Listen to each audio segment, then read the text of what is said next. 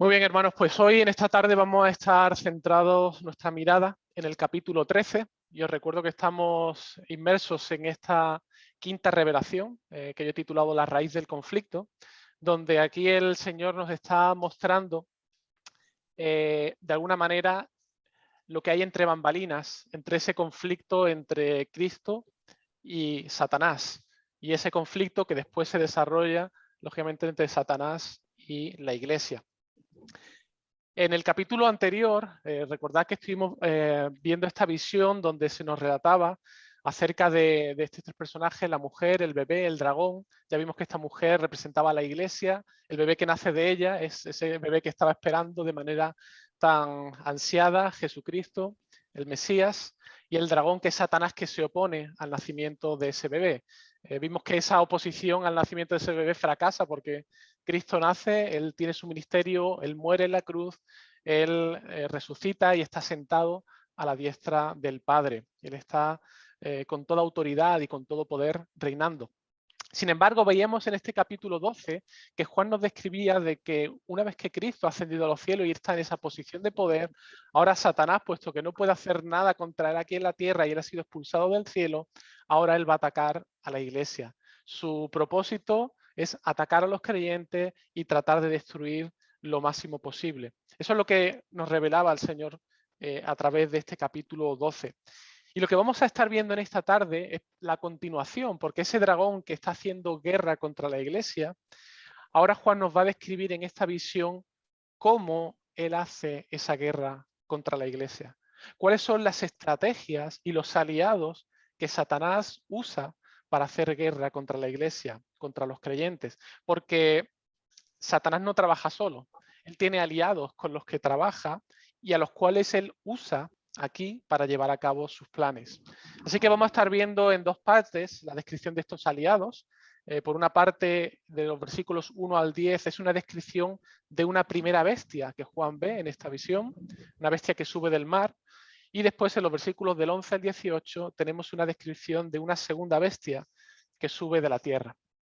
Y el reto que tenemos por delante en esta tarde es tratar de identificar quién o qué son estas bestias que Juan nos describe en esta visión. Recordad que todo el libro de Apocalipsis usa un lenguaje simbólico, así que de primera ya podéis descartar la idea de imaginaros que la bestia es un animal, literalmente, como muchos han tratado de describir o de dibujar, ¿no? Un animal con una forma muy extraña, ¿no? Juan está hablando en un lenguaje apocalíptico, un lenguaje simbólico, y tenemos que entender este lenguaje para poder identificar de quién se trata, quiénes son estas bestias. Así que vamos a empezar con la primera bestia. Empezamos en el versículo 1 y dice: me paré sobre la arena del mar. Iniciamos el capítulo 13 y parece que Juan comienza describiendo una visión que tiene él mismo, donde parece que está en pie sobre lo que parece ser una playa o al borde del mar, ¿no? Sin embargo, es interesante que si miramos manuscritos más antiguos, no dice me paré, sino que estos manuscritos más antiguos en realidad dicen el dragón se paró. Por ejemplo, la Biblia de las Américas, de hecho, traduce la frase de esta manera. No dice me parece, sino dice el dragón se paró. Y creo que esta traducción es más natural porque conecta justamente con el versículo anterior del capítulo 12, el último, donde decía que el dragón se enfureció contra la mujer. Satanás está enfurecido, quiere toda su rabia mostrarla contra la iglesia y sale a hacer guerra contra el resto de la descendencia de esta mujer, que es la iglesia, los que guardan los mandamientos de Dios y tienen el testimonio de Jesús. Y el versículo 1 del capítulo 13 dice, y el dragón se paró. Fijaos cómo está conectando la idea de que el dragón que está haciendo guerra, ahora el dragón es el que va a tomar esa iniciativa para atacar a la iglesia. Así que no se trata de una nueva visión, este capítulo 13 de Juan, no se trata de algo distinto, sino que se trata de la misma visión del capítulo 12 que está ahora continuando, en la que el dragón aparece a la orilla de ese mar, sobre la arena, describiendo cómo él hace guerra contra la descendencia de la mujer, es decir, contra la iglesia. Eso es lo que aquí se nos va a describir. Y nos dice Juan que vio que subía del mar una bestia que tenía 10 cuernos y 7 cabezas. En sus cuernos había 10 diademas y en su cabeza había nombres blasfemos. La bestia que vi era semejante a un leopardo, sus pies eran como los de un oso y su boca como la boca de un león. Y el dragón le dio poder, su trono y gran autoridad. Fijaos, Juan nos describe a este primer ser como una bestia. Las bestias no son agradables, ¿verdad? Las bestias no son alguien con la que es fácil tratar. Las bestias son agresivas y arrasan con todo lo que está a su alcance. Las bestias no tienen compasión, las bestias no tienen misericordia. Son, por así decirlo, máquinas de matar con tal de conseguir su objetivo. Y Juan nos describe a esta primera bestia como una bestia. Pero no solamente como una bestia, sino que él también detalla su apariencia. Y recordad, son simbólicas lo que aquí Juan está describiendo. Nos dice que tiene 10 cuernos en su cabeza, o la bestia tiene 10 cuernos. Y sabéis que el cuerno, esto ya lo hemos visto, ¿no? Y quizás me voy a ir repitiendo, pero os recuerdo, ¿no? El cuerno, siempre que lo hemos visto en el libro de Apocalipsis, simboliza el poder y la autoridad. Un cuerno es símbolo de poder y de autoridad. Y el número 10 nos habla de la naturaleza y el alcance de ese poder, que en este caso 10 es 6 más 4. 6 es número de hombre, 4 habla de la extensión, los 4 puntos cardinales de la Tierra. Así que estos 10 cuernos representan en esta bestia el poder humano a lo largo y ancho de esta Tierra. Esa es una de las características de esta bestia, el poder humano a lo largo y ancho de la Tierra. También tiene 7 cabezas y estas 7 cabezas representan la forma de pensamiento global de esta bestia y su dominio sobre el mundo. Y no solo eso, sino que además nos dice que en estos cuernos había 10 diademas. Estas diademas indican que no solo le ha sido dado el poder, sino que realmente ha sido coronado, ha tomado posesión en una posición como reyes y como gobernantes. Esta bestia es una bestia que gobierna y que reina por ese poder que le ha sido dado. Ahora, ¿cómo gobierna esta bestia? Pues mirad, las cabezas, ¿qué es lo que hay en las cabezas de esta bestia? Nos dice que hay nombres blasfemos. Es decir, que la forma de pensar, la filosofía de esta bestia, sus planes de gobierno, su agenda, tiene como objetivo hacer guerra contra todo lo que huela a Dios. Es enemigo por naturaleza de Dios. No soporta el cristianismo y no va a dudar en hacer uso de toda la fuerza de su poder para exterminar y acabar con todo lo que sea cristiano. Es una bestia. No habrá compasión para nadie, no habrá miramientos. Ahora, ¿quién es esta bestia realmente? Pues para interpretar correctamente, la visión de Juan nos da una pista, ya que la descripción de su cuerpo nos recuerda también una descripción que encontramos en el Antiguo Testamento. No sé si os recuerda algo cuando aquí Juan está describiendo esta bestia como forma de león, de leopardo, de oso. ¿Os recuerda alguna otra descripción en el Antiguo Testamento que use esas mismas figuras? Daniel capítulo 7. Ahí en Daniel capítulo 7 encontramos la descripción de 4 bestias. El león, el oso, el leopardo y una cuarta bestia que también se nos describe que es distinta a las anteriores. Y cada una de estas bestias vemos que Daniel nos revela que hacen referencia a 4 grandes reinos dominadores. El león hacía referencia a Babilonia, el oso hacía referencia al imperio medo-persa y el leopardo hacía referencia al imperio griego y la cuarta bestia, el imperio romano. Sin embargo, sí que hay una diferencia entre estas 4 bestias que el profeta Daniel nos presenta y lo que nos presenta Juan en esta visión. Y es que en la profecía de Daniel son 4 bestias independientes, mientras que en la visión de Juan es una sola bestia, pero que parece estar compuesta de esas 3 primeras bestias de Daniel. Es una suerte de mezcla de estas 3 bestias. Y esa posición de poder y autoridad que tiene esta bestia no la tiene por sí misma, no es un poder propio, sino que es un poder que ha recibido del dragón. Es un poder que ha recibido de Satanás. Ese poder ha sido recibido por parte de Satanás para llevar a cabo los propósitos de Satanás en este mundo. Satanás mantendrá a la bestia en su posición de poder mientras siga cumpliendo con sus propósitos y con sus planes. Y un último detalle, ¿de dónde surge esta bestia? ¿Cuál es el origen de la bestia? Esta bestia nos dice Juan en la visión que surge del mar. Y es muy interesante porque en el Antiguo Testamento hay algunas referencias que nos indican qué es lo que simboliza el mar.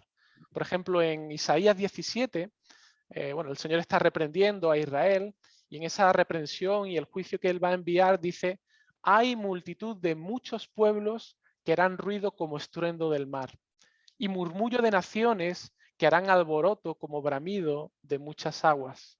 Los pueblos harán estrépito como de ruido de muchas aguas, pero Dios los reprenderá, huirá lejos, etcétera, etcétera, ¿no? Pero fijaos qué interesante que aquí en Isaías vemos claramente como de manera poética está comparando el ruido del mar con el murmullo, con la agitación de las naciones del mundo.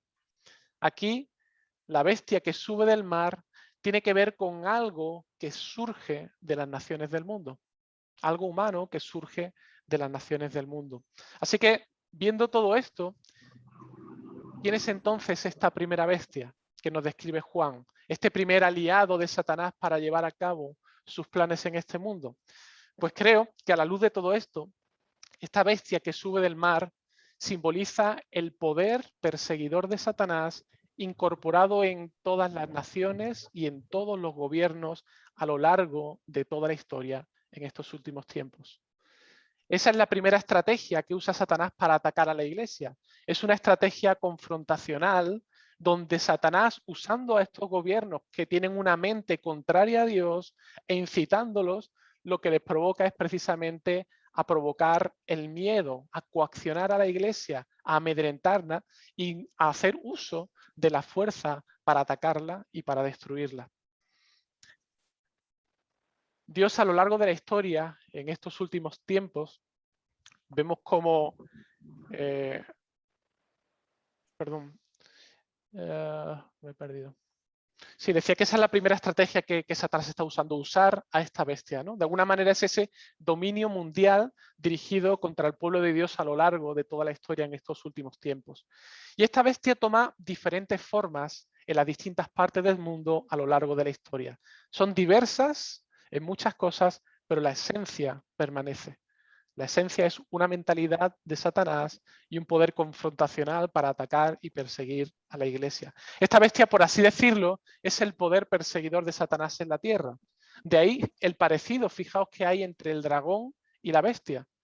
Ambos tienen 10 cuernos. Si miráis el capítulo 12 y el capítulo 13, cuando se describe el dragón tiene 10 cuernos y 7 cabezas. Y esa primera bestia también tiene 10 cuernos y 7 cabezas. Eso sí, hay una diferencia, y es que Satanás tiene las diademas sobre las 7 cabezas, mientras que la bestia tiene esas diademas sobre los 10 cuernos.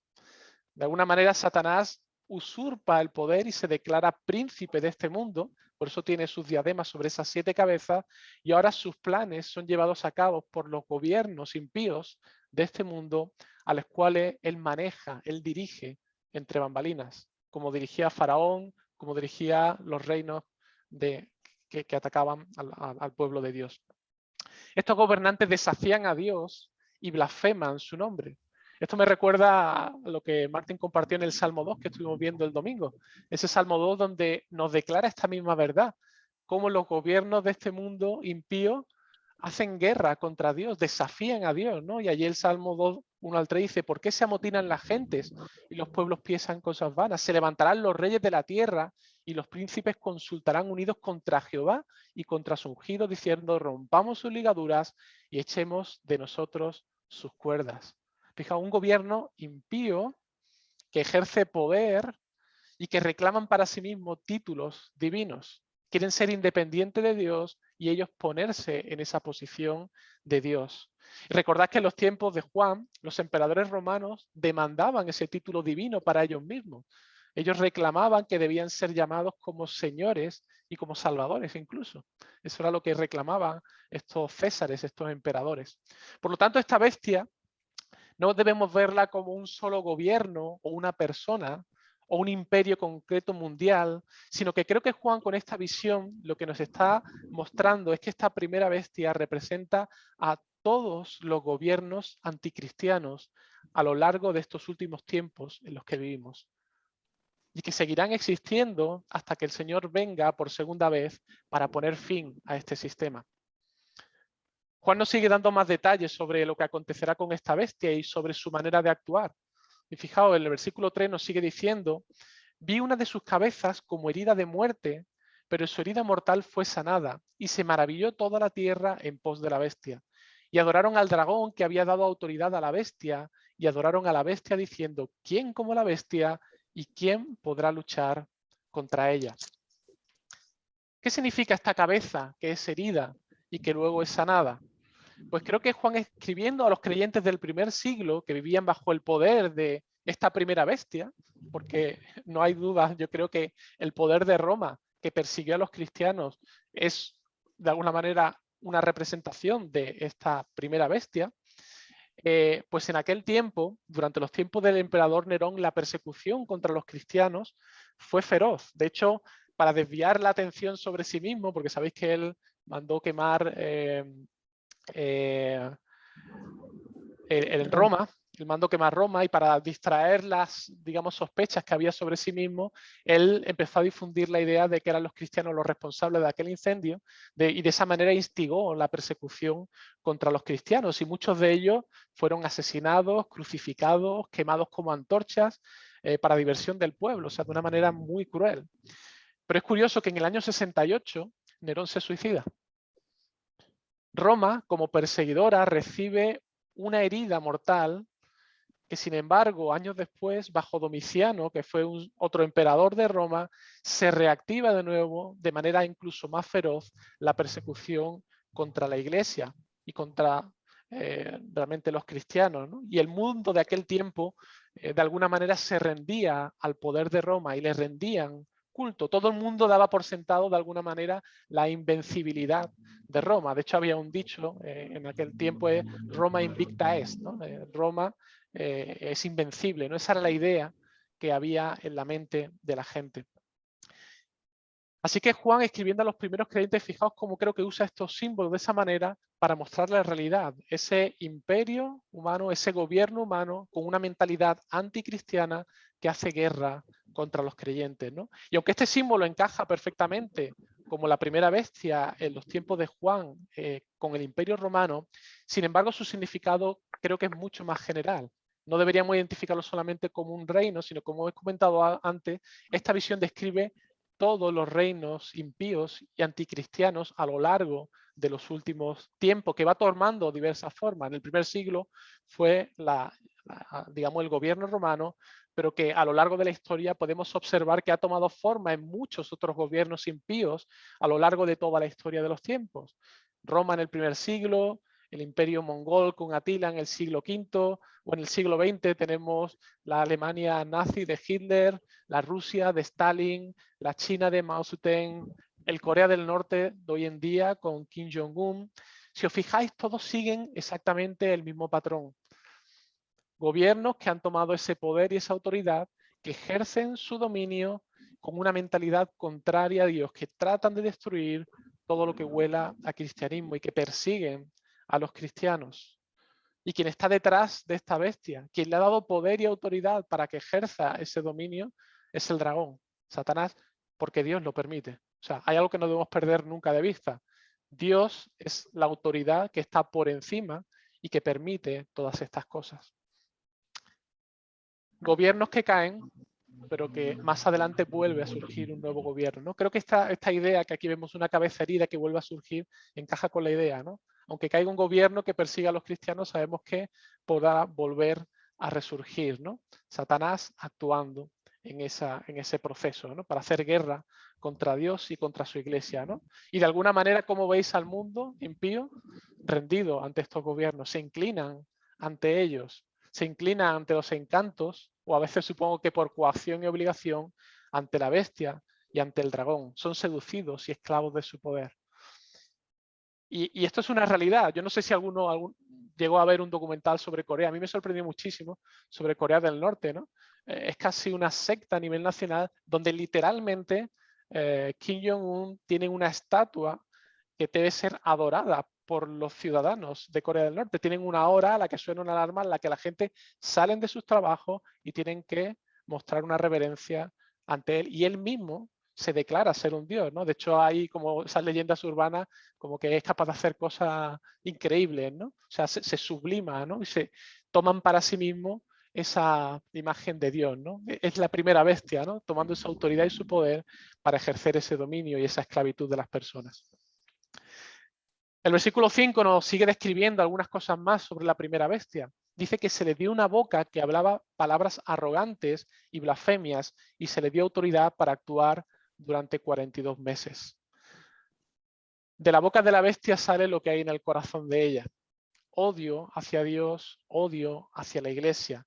Los discursos de estos gobiernos están llenos de arrogancia y como parte de sus programas lo que vamos a ver son una agenda llena de cosas para acabar con todo lo que huela al cristianismo y a los principios que nos enseña la palabra de Dios, contrarios completamente al Evangelio.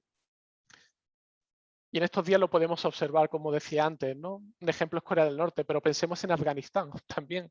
Un gobierno toma el poder y trata de acabar con todo lo que huela a cristiano. Quien tenga una Biblia lo mata, ¿no? Ejerciendo ese poder, ese dominio, esa autoridad de manera violenta. O en la India, ¿no? Es una lucha confrontacional contra los cristianos. O aquí en Europa, quizá de manera más soslayada, pero observar muchas de las leyes que los gobiernos que son anticristianos están aprobando, leyes, por ejemplo, del aborto o estas leyes de muy a favor de toda esta corriente ideológica de la diversidad sexual, ¿no? Que es contrario a la palabra de Dios, contrario a los principios que nos enseña, se están implantando, ¿no?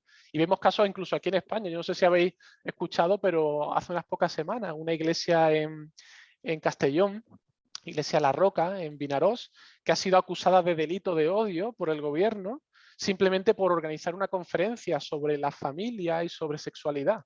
Y hay un grupo LGTBI de presión que los están acusando y los denuncia ante el gobierno para que tome acción, para que coaccione. Y sabéis que, bueno, allí la ley LGTBI trans pues supone que si se comete este supuesto delito de odio, puedes tener multa de hasta 6.000 euros o 120.000 euros y dependiendo de la gravedad, pues también te pueden incluso prohibir hasta 5 años optar a, por ejemplo, ayudas públicas para prestar algún servicio o colaboración con la administración, ¿no?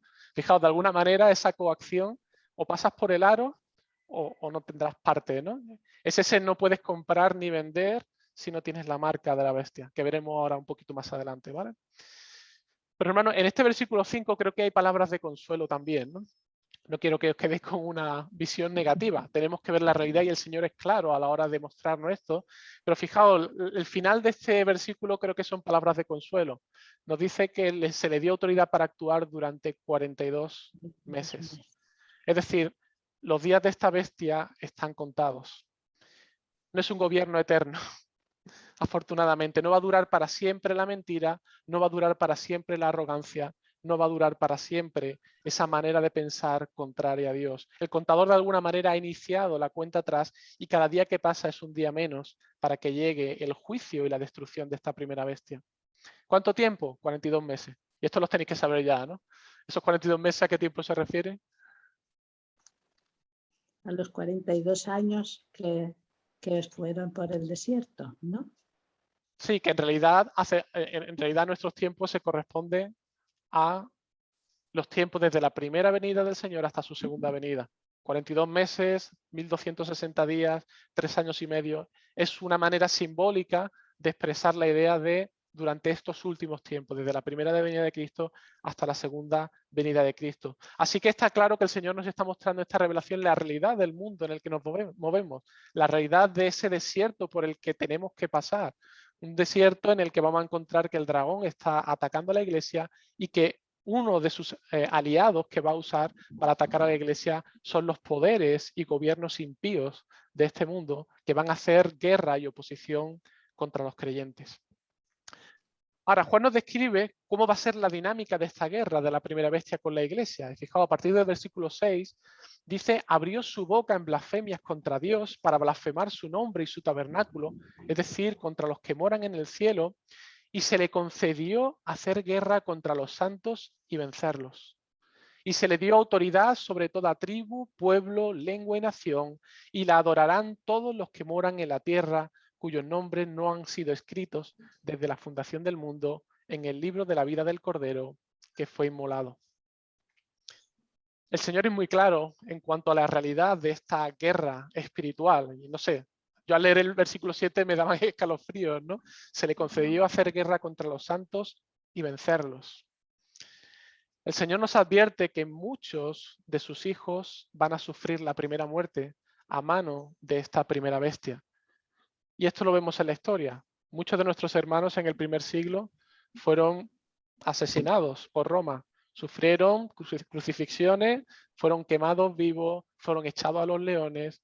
Y a lo largo de toda la historia, esto es un patrón que vemos. Estos gobiernos haciendo uso de la violencia y venciendo, entre comillas, a los santos, dándoles muerte. Pero como os digo, la primera muerte. La importante es la segunda. La primera muerte no es la importante. Y es un conflicto además global, porque esta primera bestia se le da ese poder y esa autoridad sobre toda tribu, lengua y nación. Es decir, es una influencia global en toda la tierra. Ahora, ¿quién podrá soportar el no postrarse delante de la bestia? Pues aquí nos dice el versículo, aquellos cuyos nombres están escritos en el libro de la vida. Los verdaderos creyentes que no aman sus vidas tanto como para tenerle miedo a la muerte. Esos creyentes, por la gracia de Dios, van a resistir a esta bestia. El resto, los que no tienen su nombre escrito en el libro de la vida del Cordero, serán arrastrados a adorar a la bestia y se postrarán ante ellas y pasarán por el aro. Ya lo creo que pasarán por el aro. El Señor en los siguientes versículos nos da una advertencia clara de a lo que somos llamados los creyentes. Son palabras duras. Bueno, yo tengo que ser realista, no puedo edulcorar lo que aquí entiendo que el Señor nos está diciendo. Fijaos lo que dice el versículo 9. Si alguno tiene oído, que oiga. Es una advertencia del Señor. Si alguno es destinado a la cautividad va. Si alguno ha de morir a espada ha de morir. Aquí está la perseverancia y la fe de los santos. ¿Qué significa todo esto? Que Dios en su soberanía, Él ha ordenado que la Iglesia soporte la persecución.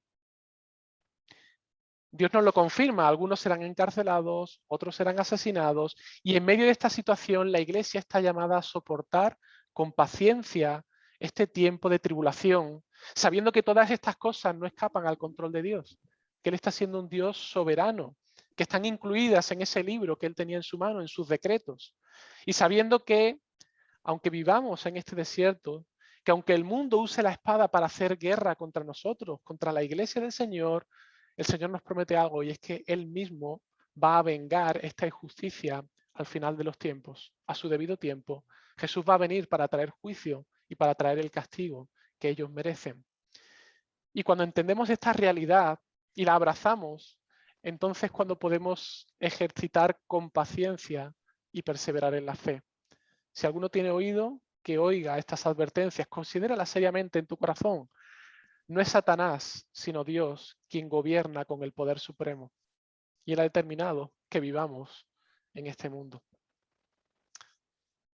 Vamos a seguir avanzando, vamos a ver la segunda bestia, versículo 11, porque Juan ahora nos va a describir esta segunda bestia. Es el segundo aliado de Satanás en su guerra contra la iglesia. Y a medida que contemplemos la descripción que Juan va a hacer de esta visión, quiero que observen las diferencias y similitudes con la primera bestia. Fijaos, comienza en el versículo 11 y dice, y vi otra bestia que subía de la tierra. Tenía 2 cuernos semejantes a los de un cordero y hablaba como un dragón. Está claro que esta segunda bestia es distinta a la primera. En este caso es una bestia que sube no del mar, sino de la tierra. Ahora, si bien el aspecto de la primera bestia veíamos que era aterrador, era agresivo, sorprendentemente la segunda bestia tiene 2 cuernos, pero tiene apariencia de cordero. El animal más dulce, más tierno, más inofensivo. Su aspecto es dulce, suave, agradable. Parece un ser al que no hay que temer, pero sin embargo habla como dragón. Y fijaos, aquí es donde está el peligro que tiene esta segunda bestia. Su apariencia es como la de un cordero. ¿A quién simboliza el cordero? Lo hemos visto en Apocalipsis, ¿no? Capítulo 6, ese cordero que se presenta como inmolado es Cristo. Y esta bestia tiene una apariencia como la de Cristo. Así que esta bestia se nos presenta como un imitador del Salvador. En realidad es un falso Salvador con un falso mensaje de salvación. Su apariencia es la de un salvador, pero su mensaje huele a dragón.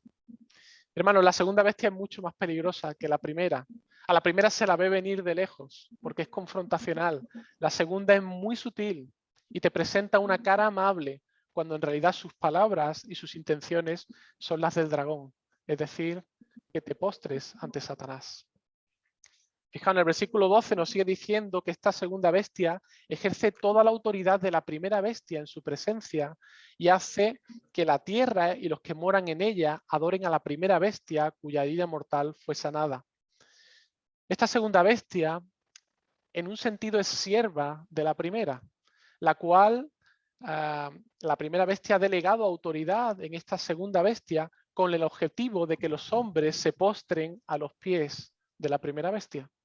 Así que, a diferencia de la primera bestia, que ejercía su dominio sobre la esfera de lo político, reyes, gobiernos, esta segunda bestia se mueve en el ámbito religioso y de la filosofía, la manera de pensar. Su misión es la de engañar para que la gente sea seducida a postrarse ante la primera bestia. De hecho, en la revelación del capítulo 16, de las 7 copas de la ira, veremos que vuelven a aparecer estos 3 personajes y allí se identifica esta segunda bestia como el falso profeta.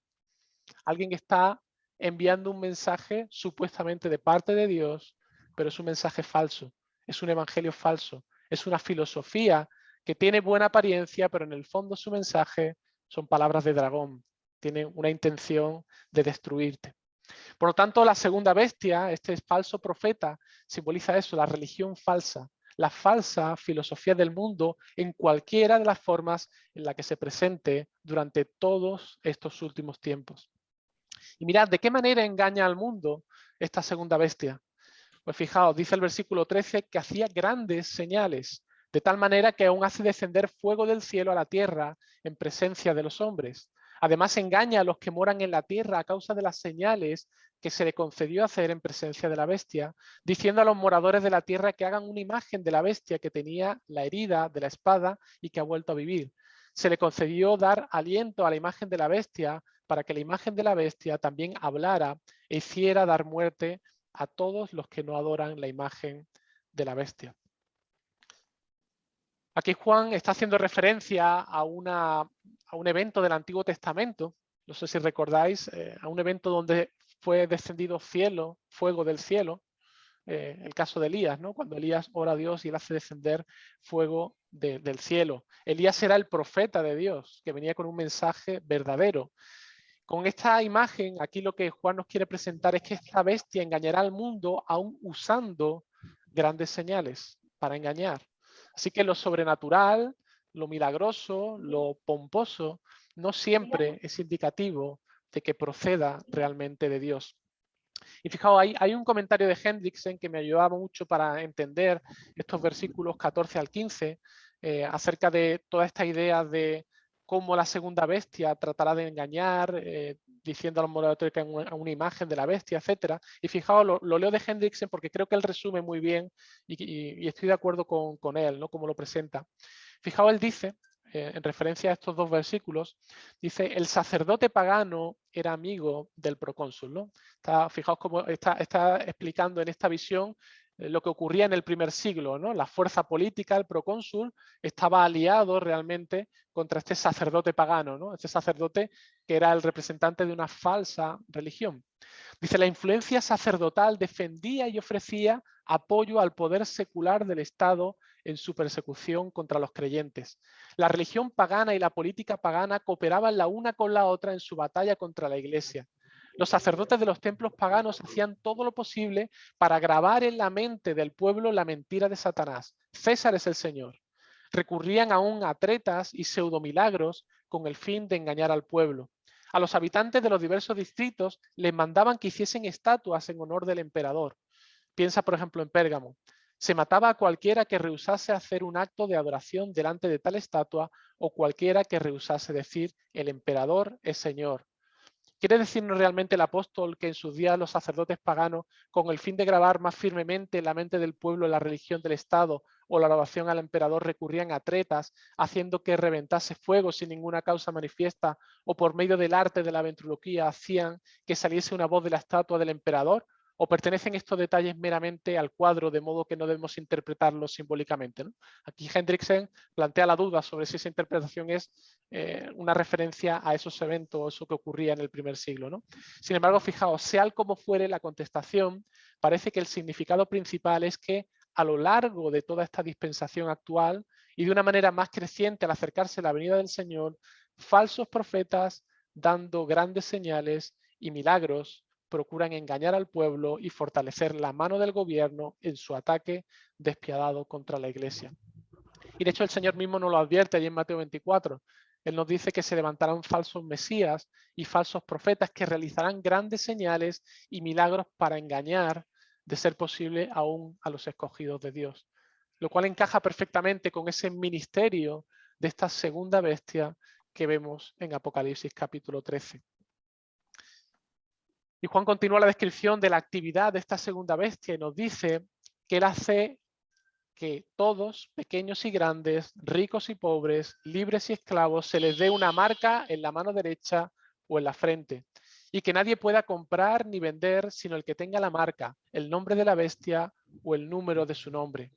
Aquí hay sabiduría. El que tiene entendimiento que calcule el número de la bestia, porque su número es de hombre y su número es 666. Estos versículos quizás son los más desafiantes que encontramos en este capítulo 13, porque sin duda ha dado lugar a infinidad de interpretaciones y de muchas películas, ¿no?, donde se presenta a ese anticristo, a esa bestia con ese número 666, ¿no?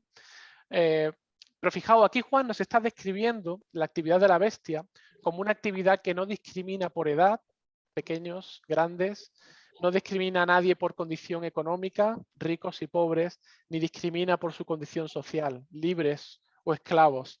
La marca de la bestia, creo que debemos entenderla, al igual que muchas otras cosas en el libro de Apocalipsis, no como una manera literal o una marca física en las personas. Hay mucha gente que interpreta de esta manera, ¿no? Y te hablan de teorías, que si un microchip que te meten en el cuerpo, que si las tarjetas de crédito, que si, etcétera. Hay miles y miles de teorías. Pero fijaos, están interpretando de una manera literal lo que es simbólico. Así que no empecemos a imaginar que esta marca es ninguna de estas cosas. Todo eso yo creo que pertenece más a la teología ficción.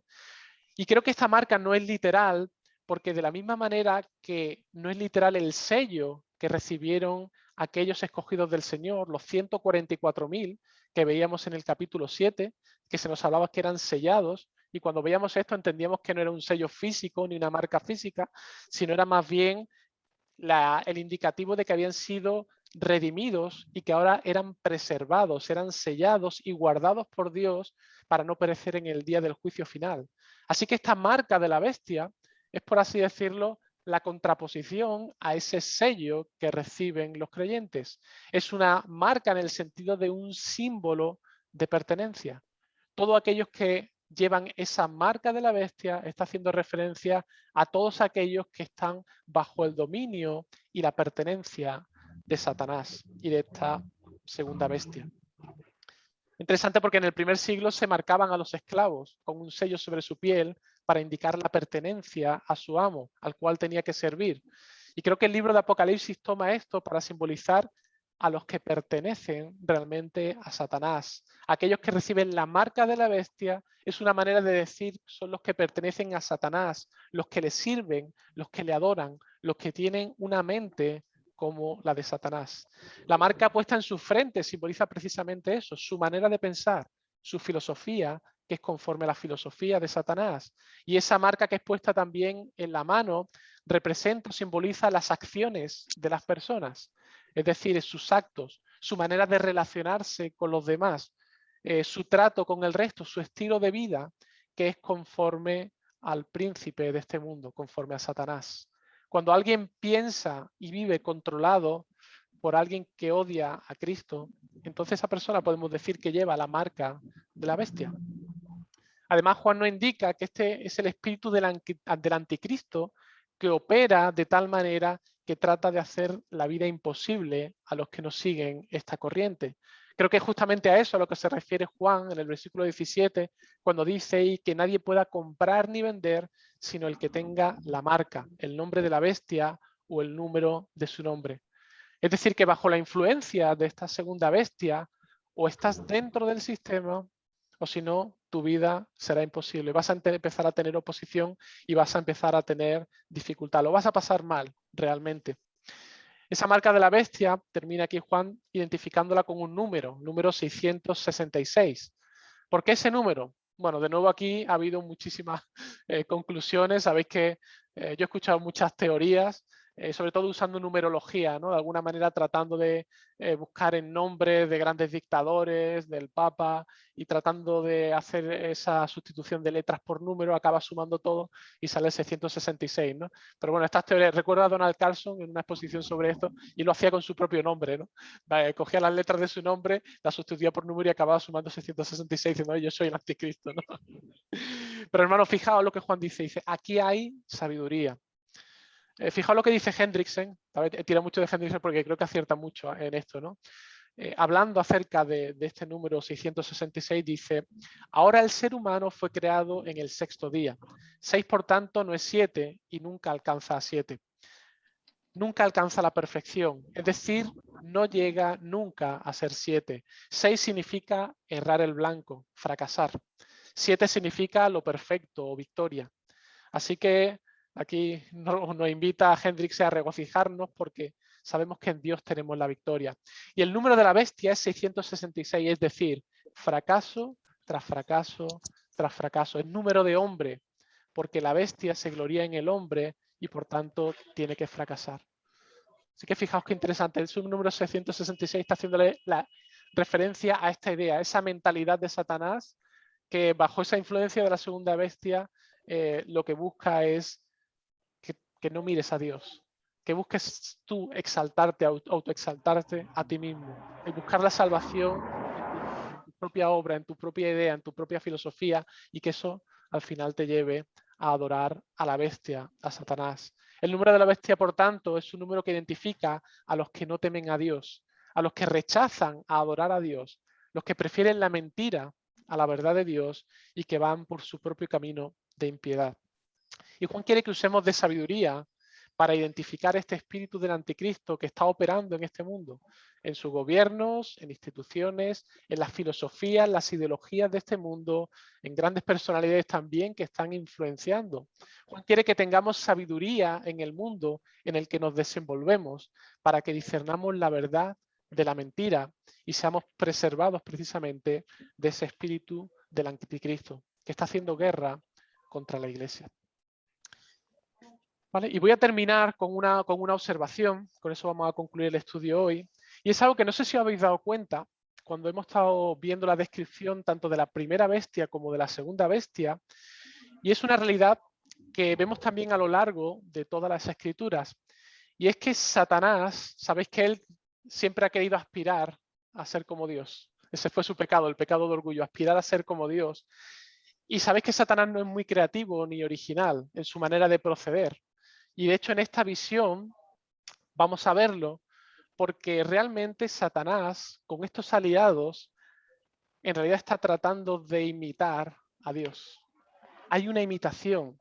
Es un quiero y no puedo, es un no llegar, pero él siempre trata de usurpar el lugar de Dios y trata de imitar incluso la manera de proceder de Dios, pero de una manera que no llega, que no alcanza, porque él desea toda la gloria y toda la alabanza para sí en vez de para Dios. Así que no sé si lo habéis observado, pero en esta descripción del capítulo 13, en realidad Satanás está tratando de imitar a Dios en su estrategia de cómo él opera en el mundo.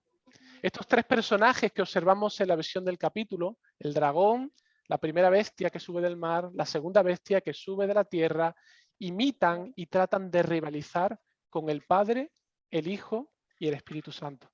No sé si habéis llegado a observar un poco esto. Fijaos, ¿cómo Satanás en esta estrategia trata de imitar a la Trinidad? Es una trinidad diabólica, una trinidad satánica, una trinidad impía. Pero fijaos qué interesante cómo él trata de imitar en su manera de operar. Fijaos cómo hizo Dios para traer su reino a este mundo. Dios envía a su Hijo a este mundo. ¿Y qué hace Dios con su Hijo? Le da autoridad, le da poder y una vez ascendido al cielo tras la resurrección, le da su trono. El Hijo se somete al Padre y habla solo lo que el Padre le dice que hable. Esto es una realidad que encontramos, ¿no?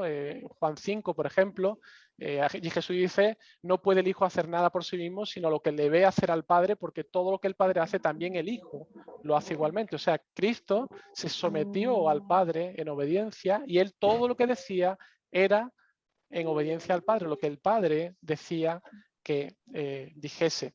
Y bueno, también él habla de que toda potestad le ha sido dada en el cielo y la tierra a Jesús. O sea que el Padre le ha dado toda autoridad y todo poder al Hijo. Ahora, fijaos cómo actúa Satanás, el dragón, para implantar su reino de maldad a este mundo. El dragón dice que a esta primera bestia le dio su poder, su trono y grande autoridad.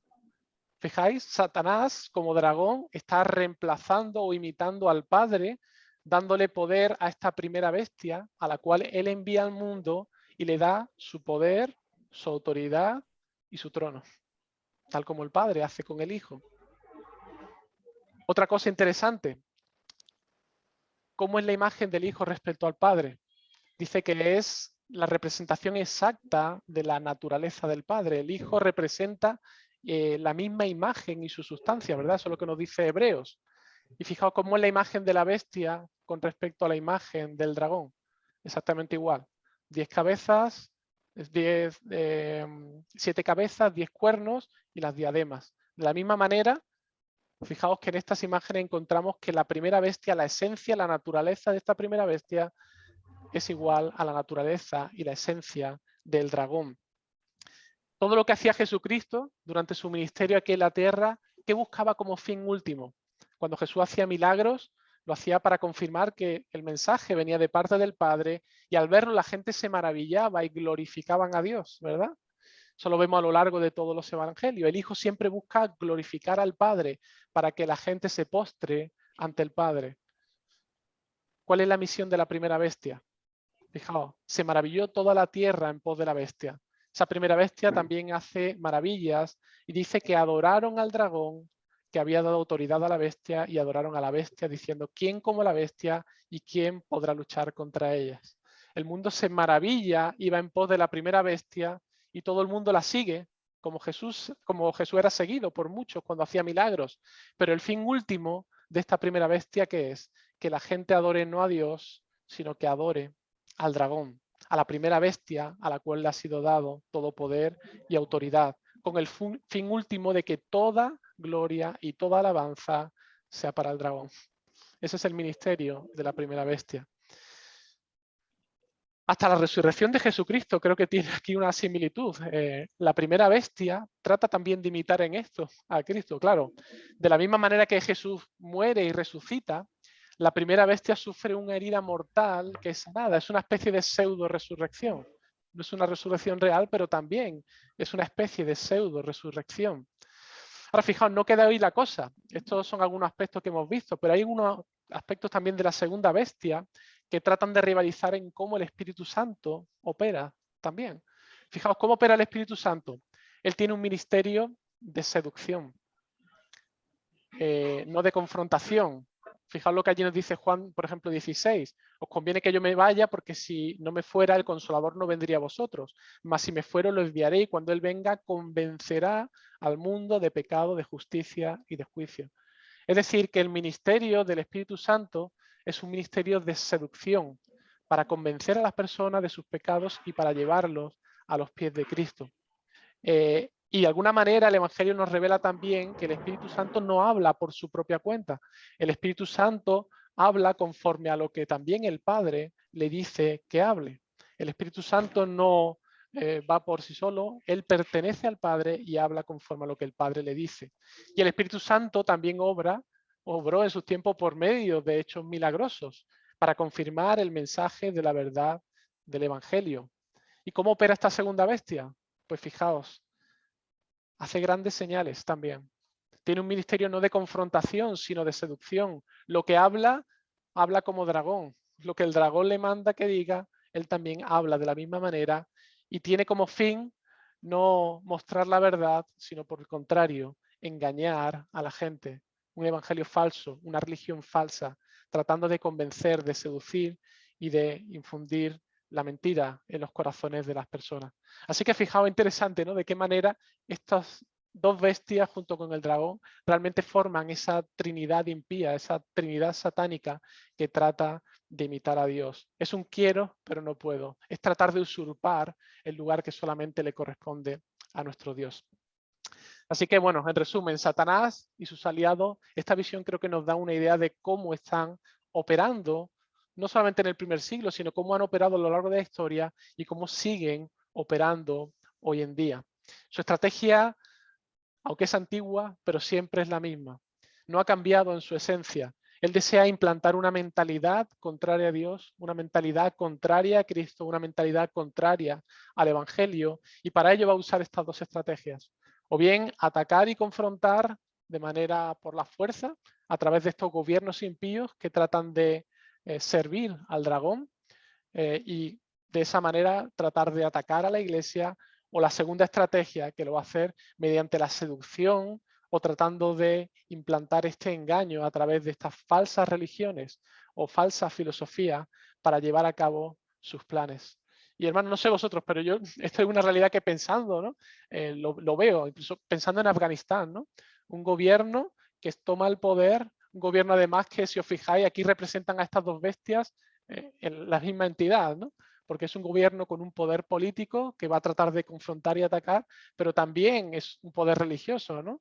Este gobierno viene a implantar la ley Sharia, viene a implantar una religión de imposición y por la fuerza que predica un falso evangelio, predica una falsa salvación y trabajan de manera conjunta, trabajan el uno codo con codo para atacar a la iglesia. Y este mismo patrón lo podemos ver a lo largo de la historia en muchos momentos, en muchos gobiernos, ¿no? En muchas de las falsas filosofías que encontramos en este mundo. Y bueno, creo que este capítulo nos sirve para que, como decía Juan, que encontremos sabiduría, que podamos discernir como creyentes. El Señor nos ha dado esta revelación precisamente para alentarnos, para ser conscientes de la realidad en esta guerra espiritual en la que estamos inmersos, pero también para que entendamos y tengamos sabiduría para poder discernir esta estrategia de Satanás y que no seamos seducidos por el poder de ninguna de estas bestias, ¿no? Y bueno, que el Señor nos ayude y nos dé entendimiento, ¿no? Para resistir y para permanecer firmes en la fe en medio de la oposición y en medio de esta guerra en la que estamos inmersos. Voy a terminar aquí y pasaremos a un tiempo de preguntas.